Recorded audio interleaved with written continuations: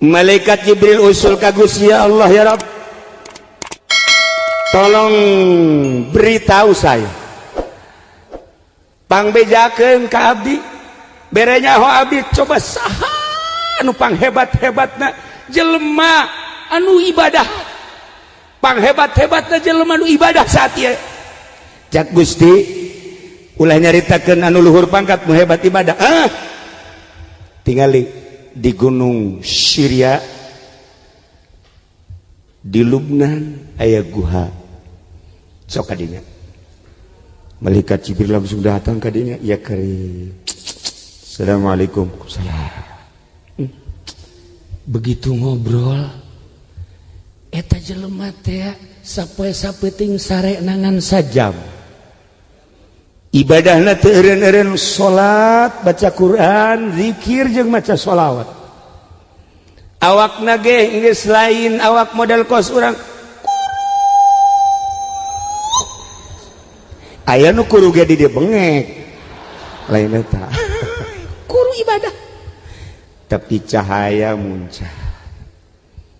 Daharna hanya sisa-sisa manusia eta ge ketika dibutuhkeun. Malaikat Jibril gode kepala, Masya Allah, geus teh hayangeun nya nama milu raramean, geus teh hayangeun nya nama ningali alam dunia hiji bae nu ditingali teh akhirat.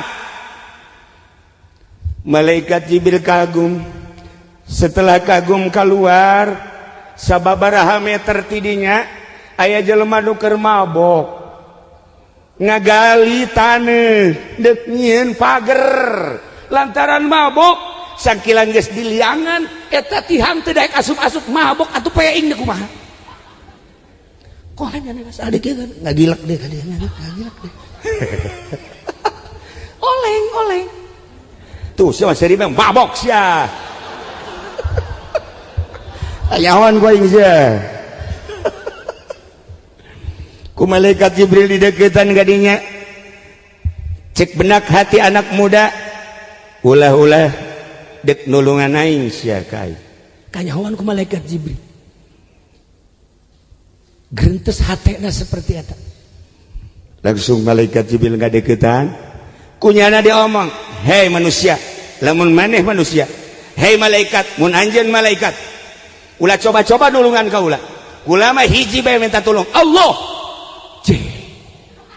Cek malaikat Jibril nu mabok ieu heran mah langsung jada bebeja, ieu Jibril utusan Allah, tidak mau tahu sekalipun Jibril lamun deuk nulungan kula teh bisa ieu Jibril Allah.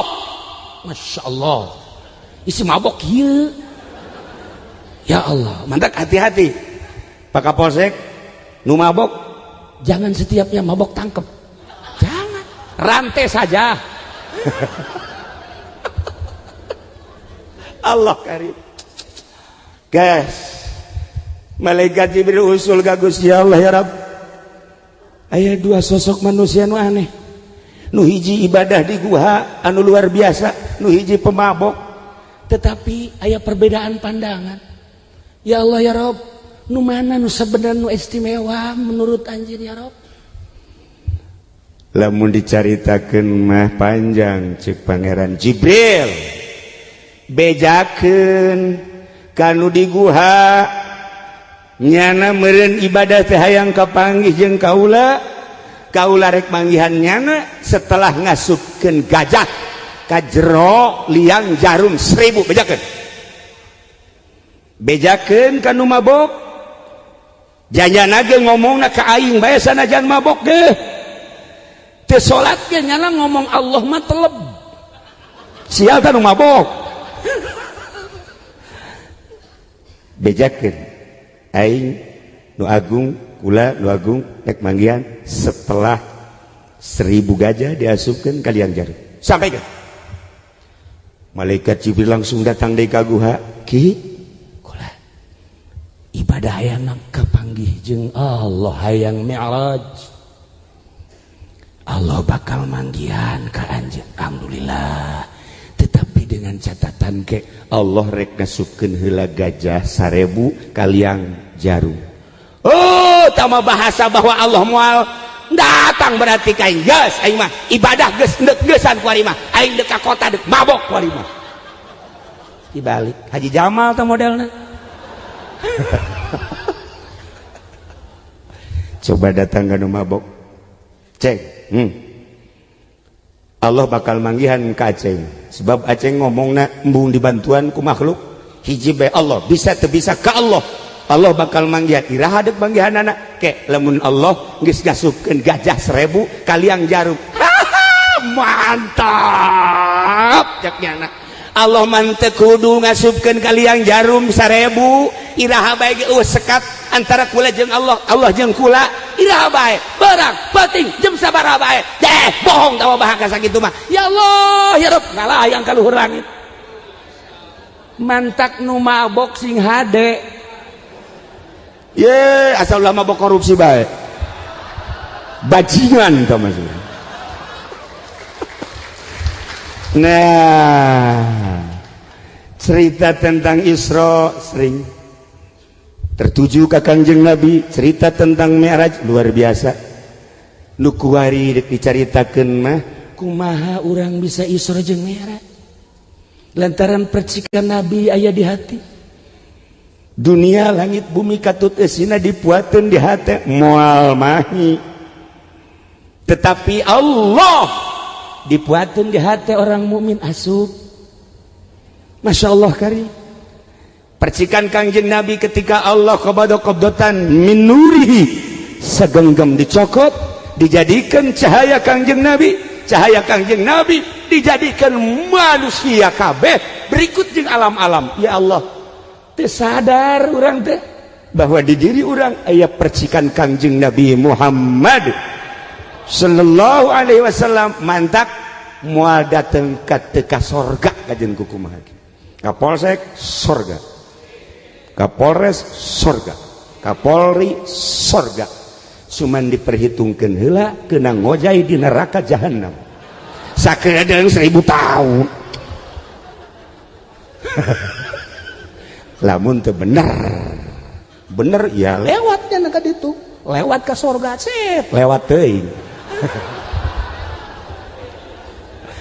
Teu kitu teu malalagaan jak kiai ge nu ka neraka loba atuh komo polisi atuh ieu mah keur carita. Ya Allah ya Rabb lain urang anu menghukumi masuk surga jeung neraka Allah nu bogana hanya cerita Allah nu bogana. Maka manusia yang paling hebat Kangjeng urang penerusna paling istimewa kumaha setiap bertemu dengan seseorang ulah suuzon sebab naon aya percikan ilahi kesalahanna hanya dirina. Ketika orang kapanggih jeung pejabat baju kebesaran dipake di jero dadana aya percikan ilahi jeung percikan Kangjeng. Masya Allah orang bisa pelukan sama-sama aya percikan. Adapun baju beda baju beda langkah ke di akhirat nanti beda tempat wallahu a'lam. Tuh saya maju seri bae ya jelas mah aya percikan. Urang kapanggih jeung kiai apalagi nya nama sering zikir sering baca Quran sama-sama aya percikan ilahi aya percikan Kangjeng Nabi. Ketika urang kapanggih jeung kafir sarua bae mantak naon pelukan sama-sama hamba Allah di jero dadana aya percikan ilahi cuman tidak terbuka. Nah kapanggih urang jeung nini peluk nini kapanggih jeung jahe lebih erat tuh kahayang sia kan dasar bajingan. Kembali kumaha carana sangkan urang bisa Isra, kumaha carana sangkan urang bisa Mi'raj. Dalam artian Isra lempang ti peuting hartina lempang ada satu yang dicari hartina peuting adalah gelap ada satu yang dicari lantaran belum bersinar. Maka dengan Isra tidak akan husul ilallah kudu Mi'raj bertemulah Kangjeng Nabi dengan Allah maka urang mi'rajkeun sok carana kumaha babari sebab di kolbu urang geus aya Allah di kolbu urang geus aya Muhammad cuman tinggal nyingkapkeun ada beres. Nah lamun urang ningali perjalanan-perjalanan para waliullah kabeh geus tersingkap. Syekh Maulana Mansuruddin bisa salengkah ka Banten. Lamun Syekh Syarif Hidayatullah di Cirebon ka Banten cuman perem doang, la ilaha illallahul jalilul akbar, blek datang ke Banten. Babacaanana sakitu, la ilaha illallahul jalilul akbar. Baca ku Haji Pendi, la ilaha illallahul jalilul akbar, sak kasumur. Model heran yang babacaan aja eta keneh. Akhirnya itu Syekh Syarif Hidayatullah datang ke Banten, Syekh Mansuruddin datang ke Banten, kunaon Haji Pendi kasumur. Salah maca apa kumaha sih? Masya Allah. Salah nyingkapkeunana. Hareupna ji, hareupna nu disingkapkeun. Ulah tukang atuh kenal pot mah. Ya Allah ya Rabb. Nah, singkapkeun hate urang ya Allah. Allah ngadamel ruh. Aya tempat nu mentak di ngaranan alam ruh. Setelah Allah ngadamel ruh, ngadamel alam dunia. Sanes Allah ngadamel alam dunia, ruh diturunkeun hiji-hiji setelah dikhitab ku Gusti Allah. Dihitab ku Gusti Allah. Naon tah kaula lain pangeran anjeun? Golu bala syahidna sumuhun. Gusti teh pangeran abdi roh wauh jeung Allah, roh deket jeung Allah. Turunkeun hiji-hiji roh teh sesuai jeung tempatna ka jasad masing-masing. Melalui cai diturunkeun ka cai heula set baseuh roh. Ti cai diturunkeun ka lempung ka taneuh. Maka bobolokotlah roh. Setelah diturunkan ke tanah, diturunkanlah ke angin, membekulah roh. Setelah diturunkan ke angin, diturunkanlah ke sana, jadilah keras. Ialah doa aya di awak kurang. Aya jasad terbuat tina anasirul arba'ah, cai, tanah, angin, jeung sen. Di tengah-tengah awak kurang aya ruh.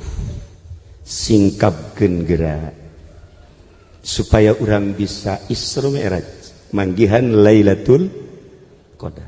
Lailatul Qadri khairum min al. Masya Allah.